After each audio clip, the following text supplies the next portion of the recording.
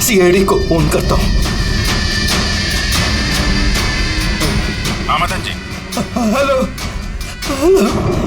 Madan ji, hello Madan ji, क्या हो गया?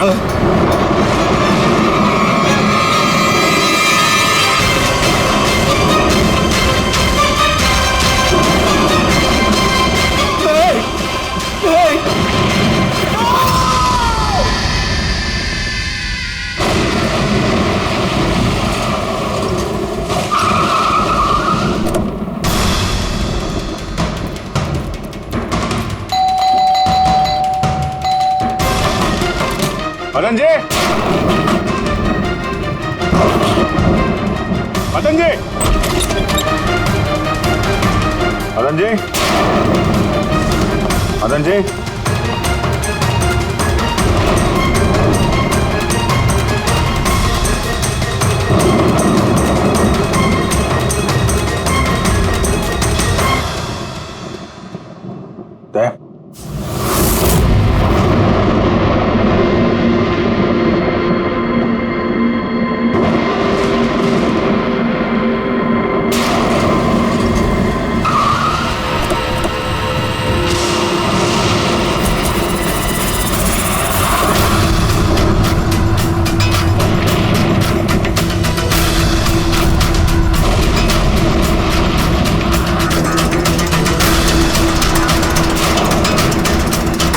मदन जी, कौन है? कौन है? कौन है?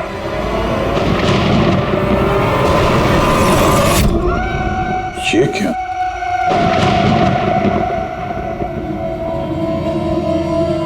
पुतला?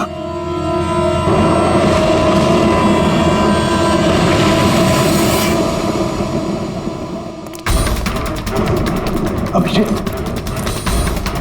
सर, आने में देर हो गई।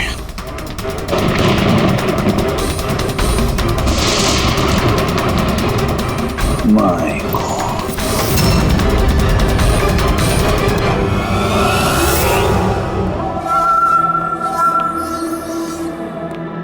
ये लीजिए। आराम से आराम से।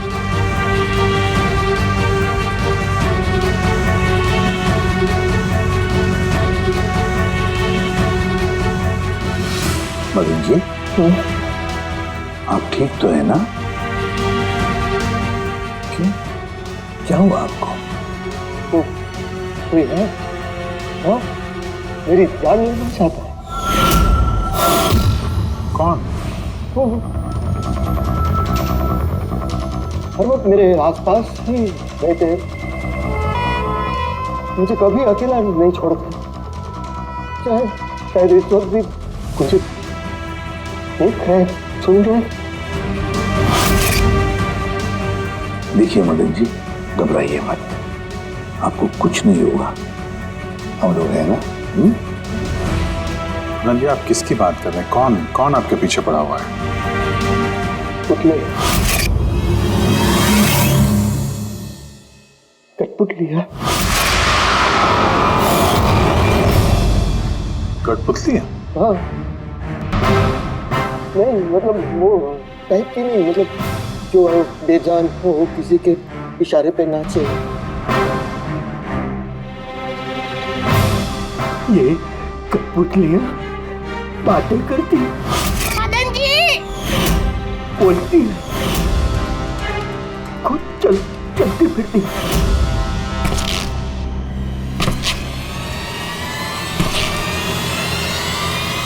मदन जी, ओ मदन जी। बातें करने वाली कठपुतलियां। हाँ, मैं जानता हूँ आपको मेरी बात का यकीन नहीं होगा, लेकिन बात ये किसी को नहीं होगा।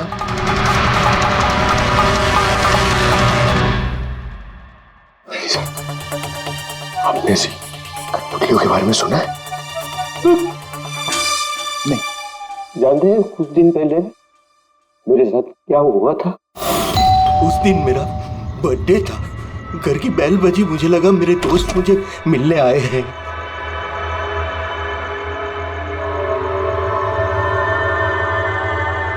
इतनी रात को किसने बेल बजाई होगी? कमाल है। मदन जी,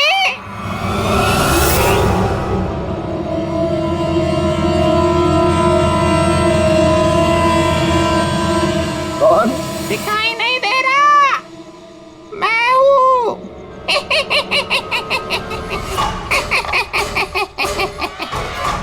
मैं ही हूँ। इतना हैरान होने की जरूरत नहीं। पता है यहाँ मैं क्यों आया हूँ? क्यों? तुम्हारी जान लेने। क्या? हाँ, तुझे जान से मारने। रवि, कविता, जल्दी यहाँ आओ। क्या हुआ भाई साहब? ये पुतला, ये इसने मुझे कहा कि ये मेरी जान ले लेगा। क्या? हाँ भाई साहब, ये बेजान पुतला है। हाँ, वही तो ये आपकी जान कैसे लेगा? भाई साहब, आप हमारे साथ मजाक कर रहे हैं क्या? हाँ, नहीं, कैसी बात कर रहे हो तुम रवि? है, मैं ऐसा बेहुदा मजाक क्यों करूंगा तुम लोग, और वो भी आज के दिन? अरे मैंने खुद सुना, इसने मुझे कहा कि वो जान ले लेगा। एक मिनट, मैं देखता हूँ। संभाल ला रवि। ये शांत।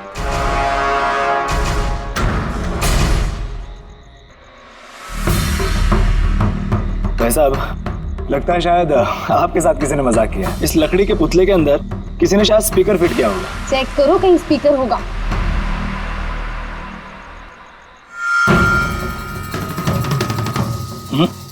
नहीं, इसमें तो कुछ भी नहीं है। अब कहाँ है वो पुतला? कैसे होगा? मैं उसी टाइम उसे तोड़ मोड़ के जला के खत्म कर दी। धमकी दी थी मुझे, उसे मैं कैसे ऐसे छोड़ देता? क्या आपने वाकई देखा था? हाँ, मैं मदन जी, हो सकता है आपको कोई सपना अपना आया। वही अकेला देखा मैं, और एक बार नहीं, ऐसा मेरे साथ थोड़े दिन बाद भी। मुझे लगता है कि मदन जी को मारने का सबसे अच्छा तरीका ये है कि उनके सीने में चाकू घोंप दिया जाए। उससे तो पूरा फर्श खून से गंदा हो जाएगा। सबसे बेस्ट तरीका है मदन जी को जहर दिया जाए। एक काम करते हैं, क्यों ना उनका गला ही दबा दिया जाए? तो आप ही बता दीजिए मदन जी, आप कैसे मरना पसंद करेंगे?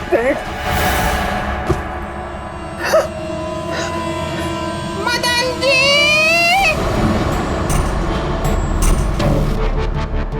कहाँ चले?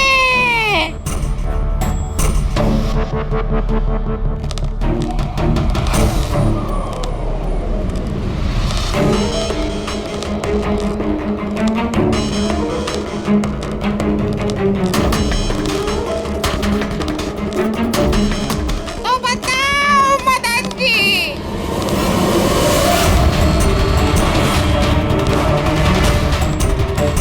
कौन से तरीके से मरना चाहोगे? बोलो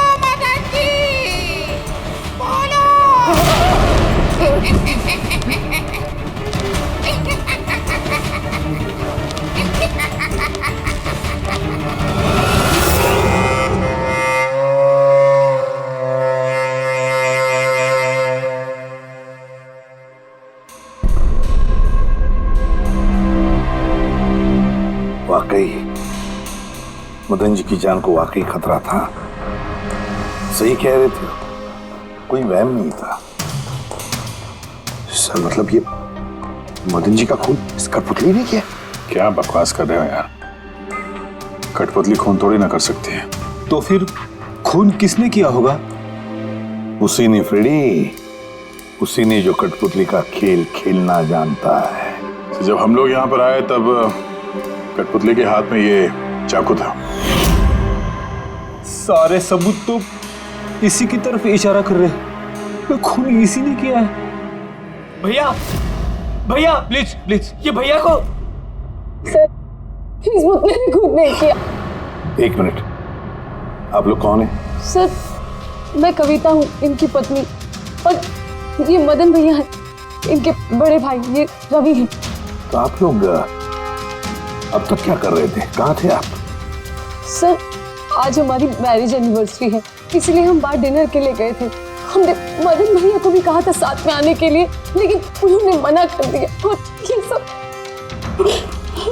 आप कह रही थी कि मदन जी का खून इस पुतले ने नहीं किया? हाँ सर, इस पुतले ने खून नहीं किया। आप जानती है खूनी को?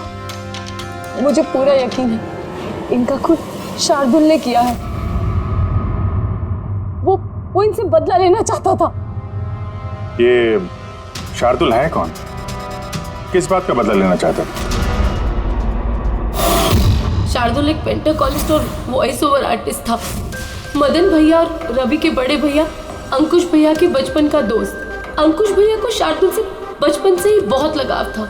जब उन्होंने देखा कि शार्दुल जिंदगी में कितनी ठोकरें खा रहा है, तो 5 साल पहले उन्होंने अपना घर शार्दुल को दे दिया ताकि वो वहां से अपना थिएटर ग्रुप चला सके। हालांकि वो लोग कभी अंकुश भैया को किराए के पैसे नहीं दे पाए, मगर अंकुश भैया को इस बात से कभी कोई तकलीफ नहीं हुई, क्योंकि वो जानते थे कि इस कला में इतने पैसे नहीं हैं। शार्दुल और उनके स्टूडेंट्स अंकुश भैया के घर से ही अपनी पेंटाकोलिस्ट की प्रैक्टिस किया करते थे। कठपुतलियों से बातें करवाने की इस कला का घंटों बैठकर रियाज किया करते थे। तो एक चीज तुम लोग अच्छे से समझ जाओ, वेंट्रिलोक्विज्म की कला आसान नहीं है, लेकिन ये इतना भी मुश्किल नहीं है। इस कला को करने की तकनीक इसके नाम में छिपी है। वेंट्रिलोक्विज्म एक लैटिन शब्द है जिसमें वेंटर का मतलब पेट और लोक्वी मतलब बोलना, और वेंट्रिलोक्विज्म मतलब पेट से बोलना। जैसे हेलो गौरव, कैसे हो तुम? फिर एक दिन अंकुश भैया गुजर गए और सब कुछ बदल गया।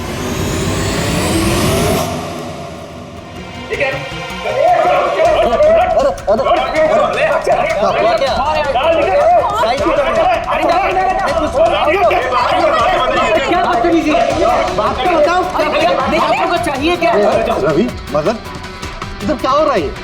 क्या हो रहा है? ये जो इतने वक्त से तुम्हारी मुफ्तखोरी चल रही थी ना, आज से बंद हो रही। हमने यहाँ कोई धर्मशाला नहीं खोल रखी। लेकिन मदन, अंकुश ने तो कहा था। कौन अंकुश? जो मर गया वो जिंदा नहीं है, दुनिया में नहीं है। आज तक उसके तरीके से चलता था, अब मैं हूँ, मेरे तरीके से चलेगा। सुना तुमने? चलो जगह खाली करो। रवि, समझा अपने भाई को। वो क्या समझाएगा मुझे? मैं समझता हूँ ना सब कुछ। और अगर यहाँ रहना ही है तो किराया देना पड़ेगा। किराया? हाँ किराया। कितना किराया देना होगा? मैं 4 लाख। 4 लाख? मगर 4 लाख तो हमारे पास नहीं है। नहीं है तो खाली करो, वरना पुलिस को बुला के तुम सबको जेल में भिजवा दूंगा। वहां पर रहने का कोई किराया भी नहीं देना पड़ेगा। मदन, हमें कुछ मोहलत दो। हम इतनी जल्दी कहाँ जाएंगे? मोहलत कुछ नहीं मिलेगी। बहुत सुन लिया मैंने, बहुत देख लिया तुम लोग का तमाशा। निकलो निकलो यहाँ से। अरे 1 मिनट, जब तक आज तक का तुम किराया मुझे नहीं देते, ये जो सामान तुम्हारा पड़ा है ना, और ये क्या है, कठपुतलियां, वो सब मेरे कब्जे में रहेगी। अगर तुम ये भी हमसे छीन लोगे तो हम तुम्हारा किराया कैसे चुकाएंगे? वो मैं नहीं जानता। सर ऐसा मत कीजिए सर, हम आपके सारे पैसे चुका देंगे सर, प्लीज।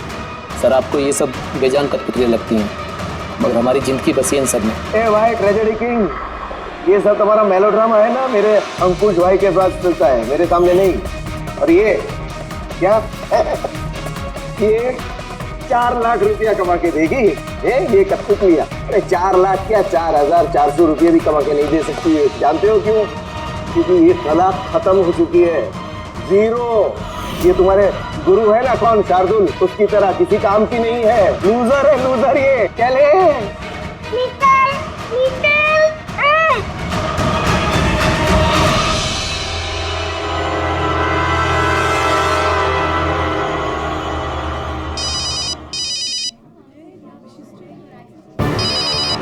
ये भी ना। कौन है भैया? और कौन? शार्दुल। बार बार मुझे इस तरह फोन करके धमकियां देता है। मैं देखता हूँ। मैं आ रहा हूँ तुझे मारने। अब तेरी जिंदगी कुछ ही दिन की मेहमान है। हेलो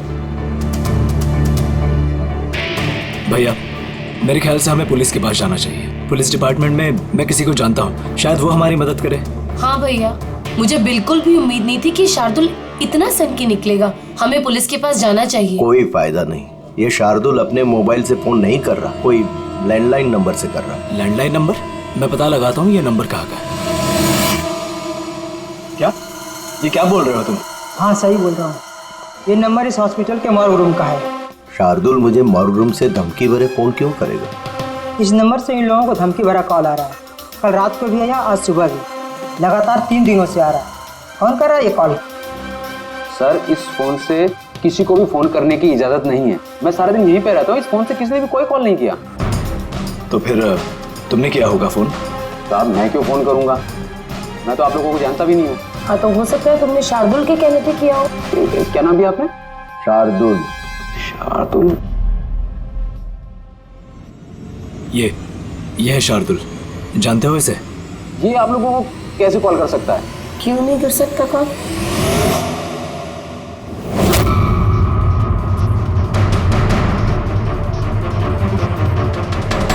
ये कैसा हो गया? शार्दुल 3 दिन पहले इनकी मौत हो चुकी है, तो फिर ये फोन कैसे कर सकते हैं? पर इनकी मौत हुई कैसे?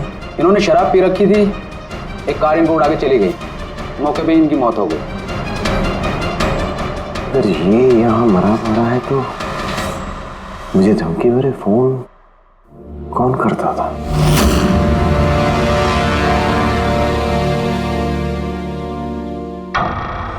सर, पुलिस रिकॉर्ड के मुताबिक तो ये सारे कॉल्स मौके लैंडलाइन से आए थे। लेकिन मौका फोन लाइन तो कोई इस्तेमाल कर ही नहीं रहा था। ये सब कैसे? पूर्वी, अच्छी तरह से चेक करो, देखो चक्कर क्या है। मामला गड़बड़ है। सर, इन्हें कुछ पता नहीं चलेगा। आप ऐसा क्यों कह रही हैं? क्योंकि सीआईडी जिंदा इंसानों को पकड़ सकती है, आत्माओं को नहीं। और मैं जानती हूँ ये सब शार्दुल की आत्मा ने किया है। देखिए, आत्मा जैसी कोई चीज नहीं होती है। पढ़ी लिखी होने के बाद भी आप ऐसी बातें कर रही हैं। आप भी तो पढ़े लिखे, आप ही बताइए ना, एक लाश मॉर्ग से फोन कैसे कर सकती है? कैसे मदन भैया से वो कठपुतलियां बात कर सकती है? सर, आपको ये सब नॉर्मल लग रहा है? आप लोगों ने भी ऐसा कुछ अनुभव किया जैसे मदन जी ने किया था? जी सर। नहीं, हट जाओ। आज मैं तुम्हें छोड़ूंगा नहीं। बहुत परेशान किया है तुम लोगों ने मुझे। मार डालूंगा मैं, आज तुमको छोड़ूंगा नहीं। भैया, हट जाओ। नहीं। भैया क्या हुआ? क्या बताना? अरे लेकिन ये क्या कर रहे हैं भैया? भैया कठपुतलियां हैं, दूर रहना। कठपुतलियां? हाँ, मारने आई है मुझे, मैंने कहा था ना। भैया एक बात तो सुनिए। क्या कर रहे हैं आप? रवि, ये आवाज ऊपर से आ रही है। हाँ, लेकिन ऊपर तो कुछ भी नहीं है, बस स्टोर रूम है और एक बंद पड़ा हुआ कमरा है। Store room? हाँ, उसी स्टोर रूम में तो मैंने सारी कठपुतलियां बड़े से बक्से में ताला लगा के बंद करके रखी है। कठपुतलियां? क्या वो सारी बाहर आ गई? कैसे? क्या?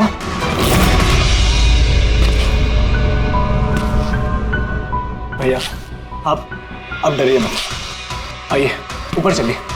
रवि, लेकिन चलिए आराम से, संभल के।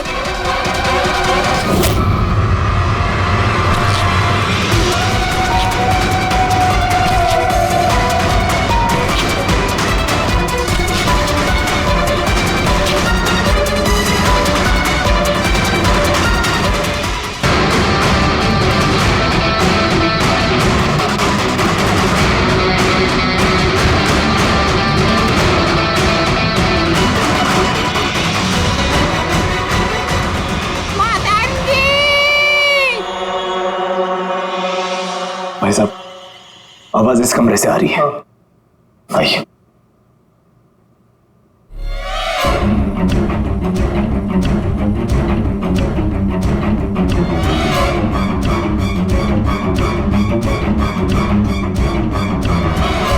मदन जी,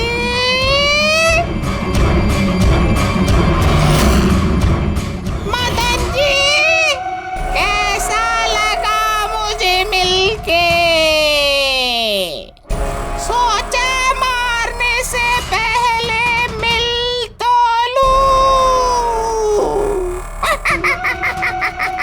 मैंने कहा था बातें करते हैं। सर, मदन भाई साहब ने सभी कठपुतलियों को बक्से में बंद करके रखा था, लेकिन पता नहीं ये कठपुतलियां कहां से बाहर आ रही हैं। हमें वो बक्सा भी देखना है और वो कमरा भी जहाँ पर लोगों ने वो कठपुतली देखी थी। कहाँ है? सर, दोनों कमरे ऊपर ही है सर। चलिए दिखाइए। आइए सर।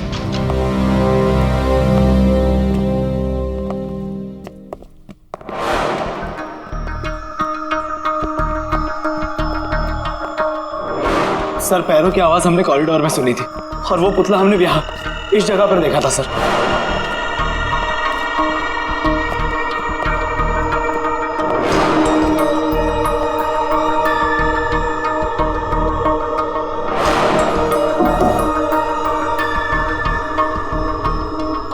ये कमरा एकदम खाली क्यों है? सर, मैंने सोचा था कि यहाँ पर ट्रेडमिल और बाइसिकल रखूंगा और थोड़ी एक्सरसाइज करूंगा, पर कभी टाइम ही नहीं मिला।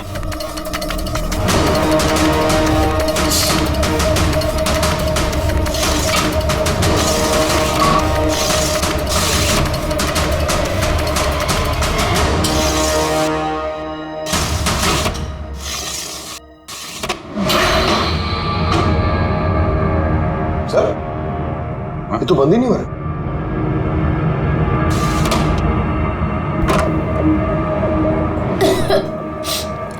आइए सर। सर, यही वो पेटियां जिनमें कठपुतलियां बंद थी। इसे लाइट ऑन करना। जी।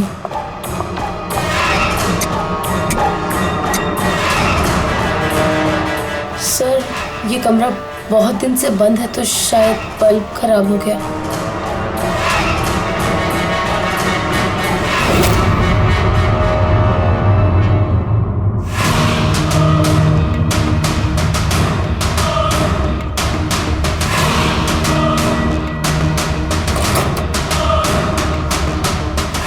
सर, सारे पेटियों पे ताला लगा है।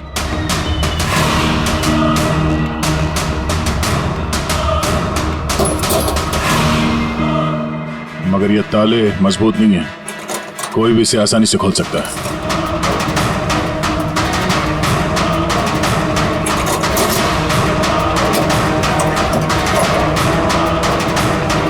इतने सारे पुतले,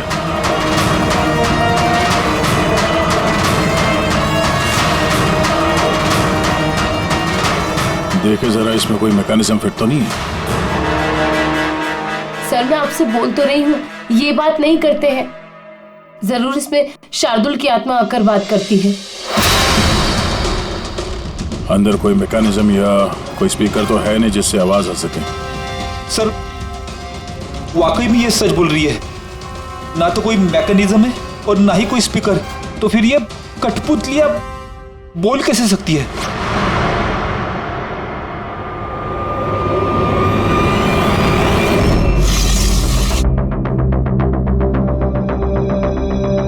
लॉक खराब है। लॉक खराब है सर। यहाँ से तो कोई भी आसानी से अंदर आ सकता है। सीढ़ी वीढ़ी लगाए या बाइक वाइक लगाए तो भी आसानी से ऊपर आ सकता है। और जो भी कोई आसानी से इस कमरे में आ सकता है वो बक्से में बंद पड़े कठपुतलियों को उठाकर बाहर ले जाकर कहीं भी रख सकता है, जैसे यहाँ रखा था तुम लोगों को डराने के लिए। सर, मतलब कोई आत्मा नहीं है? अरे छोड़ो, आत्मा कभी होती ही नहीं है। ये तो वही हो सकता है जिस घर का चप्पा चप्पा जानता है। और तो और कठपुतलियों के बारे में भी अच्छी मालूमात रखता है। और ये हो सकते हैं शार्दुल की स्टूडेंट्स, शार्दुल की स्टूडेंट्स, पता लगाना पड़ेगा ये शार्दुल की स्टूडेंट्स इस वक्त है कहां और कर क्या रहे हैं। हाय, मेरा नाम है फ्रीडा। मेरा नाम दीपेश। मेरा नाम है तरल। और मेरा नाम है लोचन।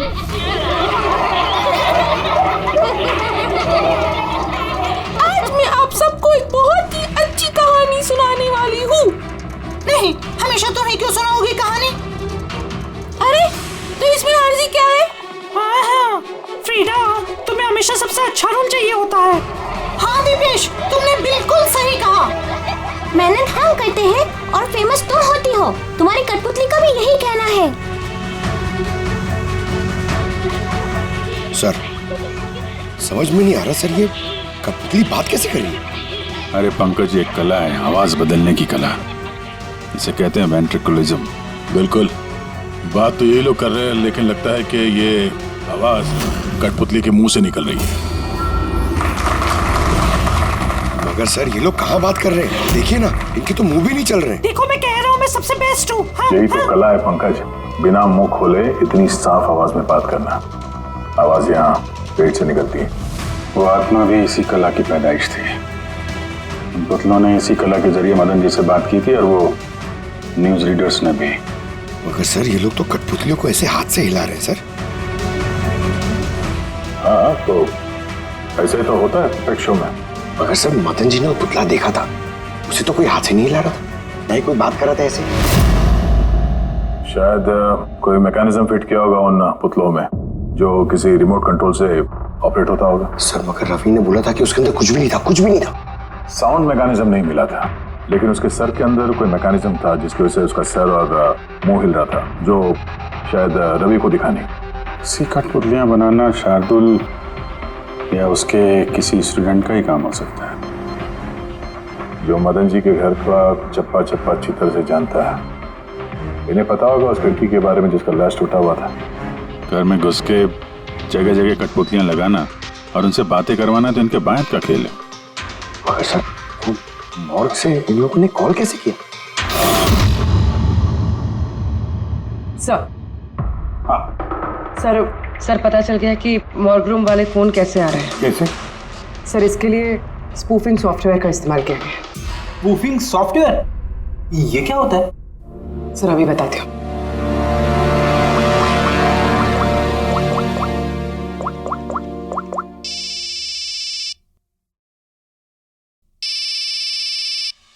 अरे यार, मेरी वाइफ को भी अभी फोन करना था। सर, मैं बिजली का बिल भरना फिर से भूल गया हूँ। शायद बिजली कट गई होगी। डांटने के लिए मुझे फोन किया होगा। फोन उठाऊं क्या? ले लो, जाओ जल्दी बात करो। हेलो, हाँ, मैं घर आने से पहले बिजली का बिल भर दूंगा। क्या फ्रेडी सर, इस बार बिजली कट ही जाएगी। अरे पूर्वी, तुमने फोन किया? मगर ये तो मेरी वाइफ का फोन नंबर है। पूर्वी, ये कैसे किया? सर, ये तो स्पूफिंग सॉफ्टवेयर का कमाल है। फोन कहीं से भी करो, नंबर वही दिखाओ जो आप चाहते हो। ये सॉफ्टवेयर तुम्हें मिला कहाँ से? सर, साइबर यूनिट से लिया है। सर, इसकी मदद से सिर्फ नंबर ही नहीं, बल्कि इंसान अपनी लोकेशन भी गलत बता सकता है। अरे बाप रे, सर ये तो बड़ा खतरनाक सॉफ्टवेयर है। हाँ, खूनी ने मॉर्ग का नंबर इसलिए चुना ताकि हमें लगे कि ये सारा चक्कर शार्दुल की आत्मा का है। शार्दुल की आत्मा। अच्छा बच्चों, आप लोगों को मिलके बहुत मजा आया। अगली बार फिर मिलेंगे। बाय। संभाल के बच्चे, संभाल के। Bye bye bye bye.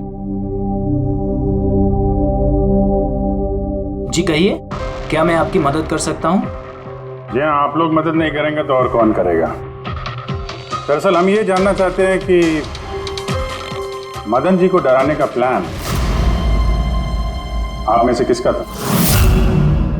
हम लोग कुछ समझे नहीं। अच्छा, तुम लोग भी नहीं समझे? हाँ?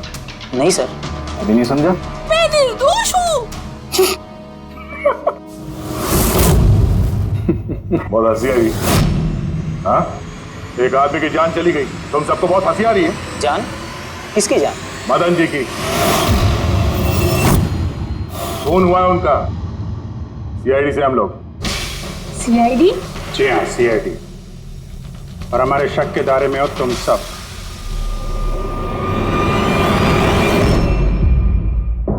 कल तुम लोग कहाँ थे? मैं कल अपने दोस्त सलोनी के घर पे था सर। आप उसके घर वालों से पूछ सकते हैं। और तुम कहाँ थे? सर हम, मेरा मतलब लोचन और मैं एक शो के लिए गए थे पुणे। आज सुबह ही लौटे हैं हम। पुणे? कैसे गए थे पुणे? रेडियो कैब से। आई हैव द इंफॉर्मेशन, आप चेक कर सकते हैं। ये लीजिए। क्या हुआ? बहुत पसीने छूट रहे हैं तुमको? हाँ? तुम कहाँ थे कल रात? सर वो मैं बताता हूँ। तुम कल रात मदन के घर में थे या नहीं? हाँ मैं वहाँ, लेकिन मैंने किसी को नहीं मारा। क्या करने गया था फिर वहाँ? हाँ? सर हम तो बस मदन को सबक सिखाना चाहते थे। जो कुछ उसने शार्दुल सर के साथ किया वो बहुत गलत किया। और हाँ, आज अगर शार्दुल सर हमारे बीच नहीं है तो वो सिर्फ एक इंसान के कारण, वो है मदन। उनके कारण ही उन्होंने दारू पीना चालू किया और वक्त से पहले गुजर गए। तो तुम लोगों ने सोचा खून के बदले खून? नहीं सर, हम बस डराना चाहते थे। गौरव का प्लान था ये। हाँ सर, गौरव ने कल रात मुझे फोन करके बुलाया था, तकरीबन 11:30-12 बजे के आसपास। लेकिन मैं थोड़ा लेट हो गया और 12:30 बजे पहुंचा।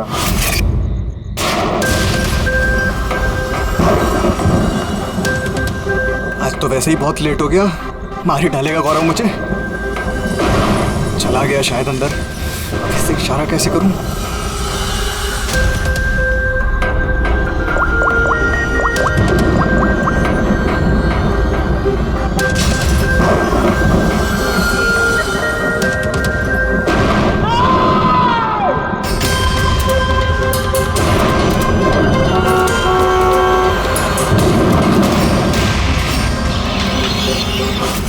गड़बड़ तो हुई ना? मदन जी का खून हुआ रात में। सर मेरा इस खून से कोई लेना देना नहीं। और गौरव का? सर ये तो गौरव ही बता सकता है ना।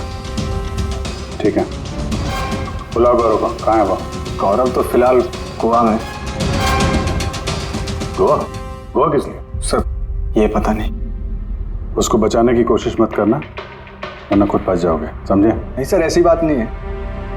कल रात को जब मैंने उसे फोन किया तो उसका फोन बंद आ रहा था। आज सुबह उसका मैसेज आया मेरे पास। मैसेज? सर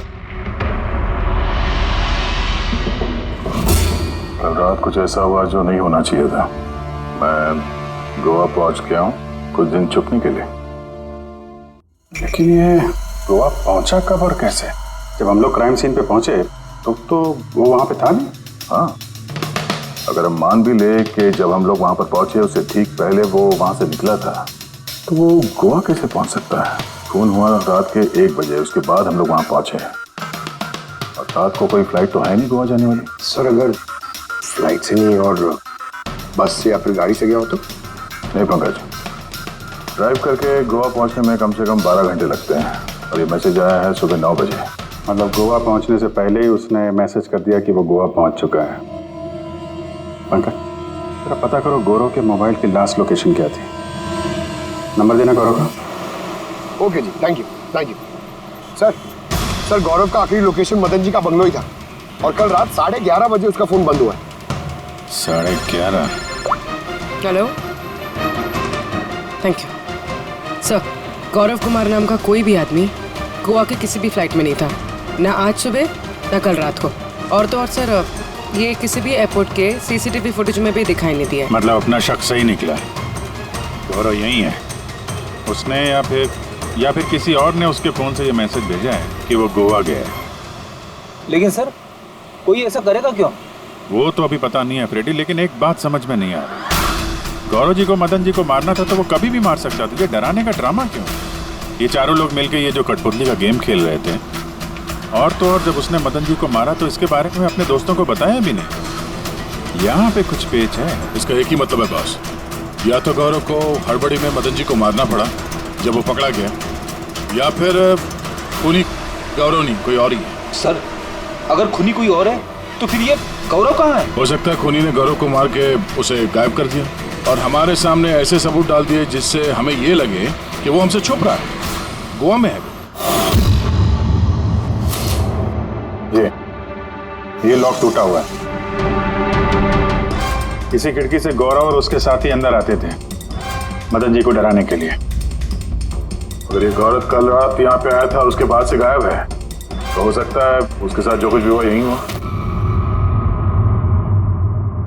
अगर यहाँ उसके साथ कुछ हुआ है तो कुछ ना कुछ ट्रेसेस तो मिलने चाहिए। लुमिनल टेस्ट करके देखते हैं। पूर्वी सर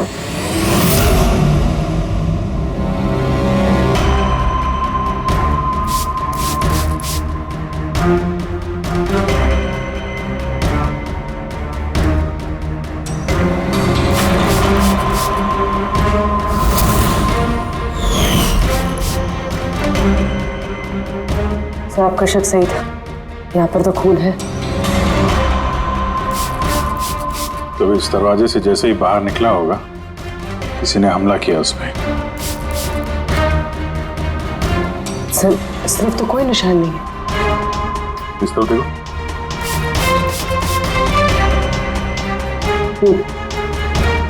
आगे देखो।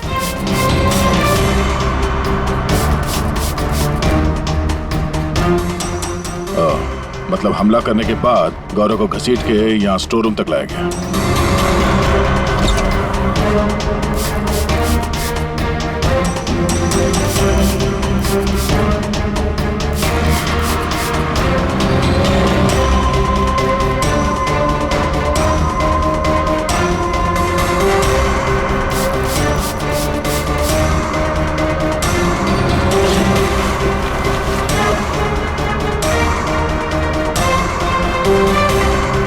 सर खून की बूंदें तो यहाँ तक है, मतलब गौरव को यहीं पर। और हम लोग यहाँ पर आए और हमें पता भी नहीं चला और अब यहाँ से गायब। लगता है अब बॉडी को ठिकाने लगा रहे होंगे इस घर के लोग।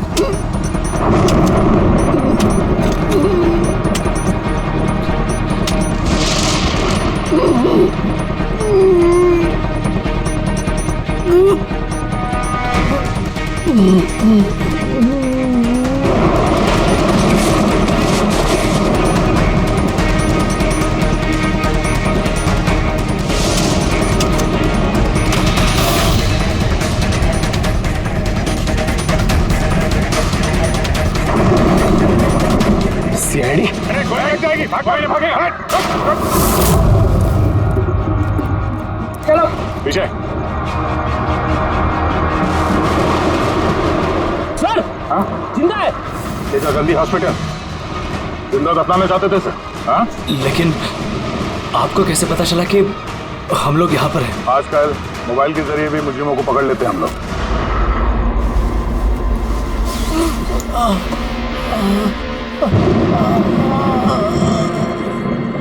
चल लेके जाओ जल्दी। आजा।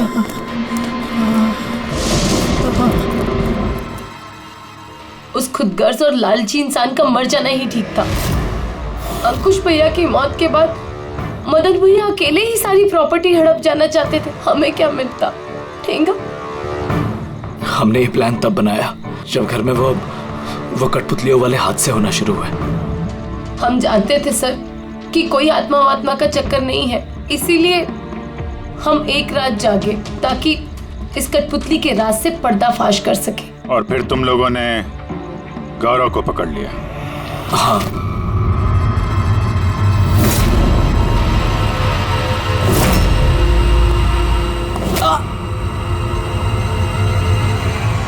गौरव से सारा सच उगलवाने के बाद हमने सोचा कि उनके इस कठपुतलियों वाले खेल का फायदा उठाकर हम मदन भैया को मार सकते हैं। इसलिए गौरव पर हमला करके उसे बक्से में छुपा दिया और फिर मदन जी का खून करके हमें गुमराह करने की कोशिश की।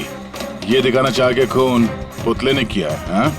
हमें मालूम था कि सीआईडी कभी भी आत्मा की कहानी और कठपुतलियों के खेल पर विश्वास नहीं करेगी और आपका सीधा शक जाएगा शार्दुल के स्टूडेंट्स पर, खास करके गौरव पे। और हमें गुमराह करने के लिए तुमने वो गोवा वाला मैसेज भेज दिया। हाँ, हमने सोचा कि आप पूरी जिंदगी भर गौरव को यहाँ वहाँ ढूंढते रहेंगे और हम उसे मारकर यहाँ दफना देंगे। पैसों के चक्कर में तुमने अपने भाई की जान ले ली। क्या करोगे इन पैसों का? अब ये पैसे ना तो तुम्हें जेल की सलाखों के पीछे जाने से बचा सकते हैं और ना शायद फांसी के फंदे से।